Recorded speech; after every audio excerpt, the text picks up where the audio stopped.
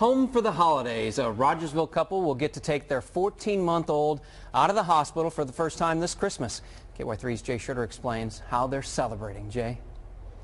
Well, Rocci suffers from a rare disease called DiGeorge syndrome. It's altered her development. She still hasn't learned to crawl and barely has a head of hair. But despite the setbacks, her parents say having her home is a Christmas miracle. It's been the most stressful thing I've ever dealt with in my life. For the past 14 months, parents Dustin and Brittany have been dealing with a curse. It's just a non-stop battle. And a blessing. Her smile cracks me up. Their daughter Rocci has DiGeorge syndrome. She has no parathyroid, no immune system. She was diagnosed after having a pair of seizures just 2 weeks after she was born. She has been stuck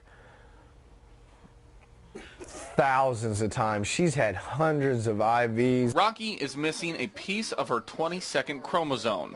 The chance of that happening, 1 in 4,000. Her ears are kind of clipped together on both sides. She spent more than half of her life in hospitals. This is the first Christmas that we've had with her. Her last trip to the hospital, Rocci contracted salmonella.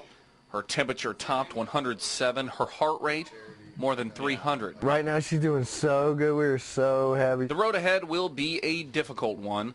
Rocci may need a thymus transplant, which could send the family to North Carolina for more than a year. No one's lived past the age of 2 without having a transplant that's ever had DiGeorge, ever. No one's ever lived past the age of 2. Neither parent has time to work. Caring for Rocci is a 24-hour job. Since she was born, I have worked a week.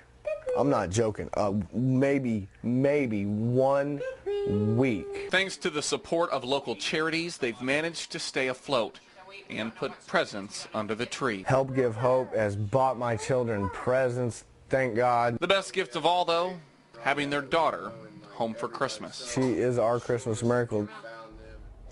Now, no DiGeorge case is the same while they all have a missing piece of the 22nd chromosome. How that affects the person always changes. In fact, DiGeorge caused a head-to-toe rash with Rocci, one that hadn't even been seen and couldn't be explained.